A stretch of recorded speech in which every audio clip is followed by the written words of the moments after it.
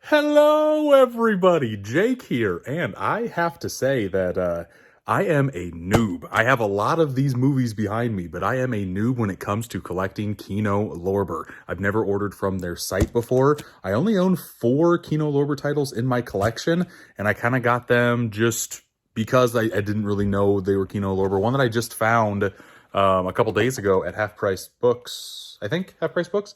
Jungle Fever.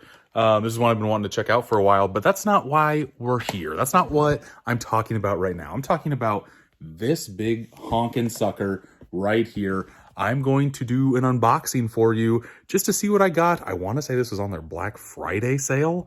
Again, me being a noob, I ordered a couple titles that were out of print, so they had to, or not out of print, just out of stock. I had to wait for them to become back in stock in order for them to be sent to me. And when I'm recording this, it's like almost middle of January. So yeah, I'm going to dig in. No more talking. Let's see what goodies I got. Consider this your crash course to Kino Lorber, because it is for me. Well, let's go and have some fun digging in the box. Well, if we open up this sucker right here, you can see some of them. Some came with slips, some did not. I did not know how that was going to go. Some of these I'm a little bummed didn't come out with one. Let's start going through titles one by one and just show you exactly what I got and what I wish would have came with slipcovers, dang it. All right, just so you're all aware, during the sale, all of the Blu-rays were $9.99. All of the 4Ks were $17.99, except for this top one.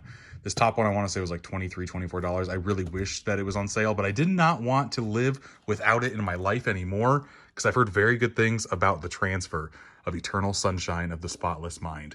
I'm very bummed that there is no slipcover for this, I have to be honest. But you know what? I don't collect cardboard. I collect movies. I collect phenomenal movies. I own this on Blu-ray. I cannot wait to see this transfer, and I was just looking for a reason to rewatch this. The next one I got, New Year's Evil. I was wishing it would get here before New Year's, but next year will be my year that I watch this slasher. I don't even know if it's that good or not.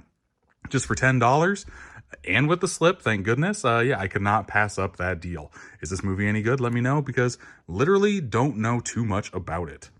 This next one, though, I like to go through directors' filmographies. Stanley Kubrick is indeed one that I've only seen like half of, and especially have not seen the early works of Stanley Kubrick. Fear and Desire, again, I know it's a war movie, but that's about all I do know. And yeah, Kino Lorber seems to be the place to pick up movies that have a great like cinematic value to them. I showed off New Year's Evil, but there's a lot of like great quality movies with Kino Lorber. I've never really digged into their Kino Classics line, but yeah, I do want to own every single Stanley Kubrick movie, so I have no reason not to watch them. For $10, I could not pass that up, and I do like the side loader case that it's in. Very, very classy Kino. This next one I have not watched in a very, very long time, and that is Brick, Rian Johnson. He directed Star Wars: Last Jedi. He directed the Brothers Bloom, which I do enjoy, and he directed Looper, which I also find very, very good.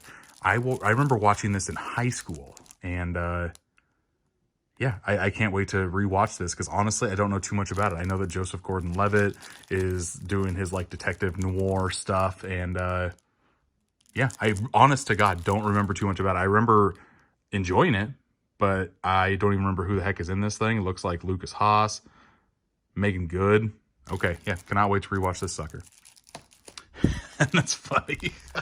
I forgot I ordered Jungle Fever, and I already bought Jungle Fever at Half Price Books. So maybe I'll be selling Jungle Fever. Who knows? Next, Trilogy of Terror 2. Literally knew nothing about this movie. Out of all the movies that I bought, this is the one I was like most on the fence of not picking up. But I was just on October, I went through a bunch of anthology movies, and here's another one that I watched a trailer of, and I'm like, this is fun. And I bought so many movies, I'm like, well, why not? They're cheap. I'm not going to find it cheaper than $10. Trilogy of Terror 2. How could I say no to that? How could I say no to that face? All right, next up, we have a movie from Yorgos Lanthimos, the guy who directed Killing of the Sacred Deer and The Lobster and The Favorite and Poor Things. It's Dogtooth, and this is the first movie of his that I actually saw before he made any of those. I actually rented this in college, watched it with my wife. This is a messed up movie in all of the right ways. Super duper memorable. I cannot wait to rewatch this sucker because there are still scenes in this movie that are stuck in my head. And yeah, if you've never heard of this movie, highly recommend it on a blind watch, especially if you like his other movies in his filmography. Could not pass up $10 for this.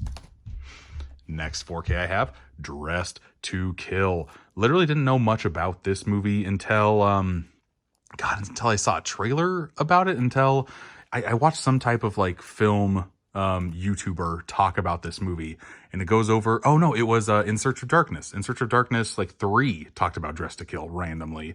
And yeah, it touches upon some subject matter that I did not expect, and it really intrigued me. And on 4K, no less, had to pick this one up. And then the other two are from a director that I absolutely love. They're 2 different directors. This is Michael McDonald, right? Martin McDonough. Oh my God. Double M's. Here's Eminem in Bruges. I love this movie. McDonough's filmography, it's pretty solid. Banshees of Inisherin, I think, was a little bit on the overrated side. It wasn't bad. It was okay. I think this is still his strongest work, in my opinion. Yeah, cannot wait to rewatch this sucker. If you've never seen this movie, again, all of these movies that I'm showing you, the ones that I've seen, I highly recommend. That's why I'm adding them to my list. And the last one I'm most excited about, because I still remember the naked fight. If you know, you know, and you probably know. It's Eastern Promises. David Cronenberg does not feel like a Cronenberg movie. Cronenberg is very hit or miss for me as a director. But when he goes like straight action or straight drama and doesn't throw a whole bunch of like weirdness, Cronenberg weirdness in, I'm usually on board. And Eastern Promises is no exception. A nice little mafia movie. It's very, very solid. And yes, there is like a naked fight. Like if you saw Saltburn and saw a whole bunch of like dongles dangling, Eastern Promises did it first, baby. And so there you have it. Here is now every single title I own from Kino Lorber. Not a bad stack of films if I do say so myself. Over here, I have my boutique wall, which is very, very full, but I am in the process of turning that room right there into more movies. Once I get a little bit more further into it, I will make a video on that, I promise. But yes, I'm going to make a wall that's like twice as big, twice as wide, maybe 2.5 times as wide, into all boutique labels. So I wanted to make sure that Kino Lorber was set up right, had a nice selection of movies to choose from. And yeah, I have 2 Jungle Fever, so if anybody wants one, let me know. And thanks again for watching the channel. This year, I do want to make a lot more of these type of YouTube videos. Longer form, but not super duper long form. Did you like a longer mail unboxing? Normally, I just like kind of shoot those in 90 seconds. So if you like this, make sure to like it in the video. Give it a thumbs up. Subscribe to this stuff. My channel is kind of growing faster than what I thought it would. So thank you every single person out there that's watching up until now. And until next time, yeah, I'll see you.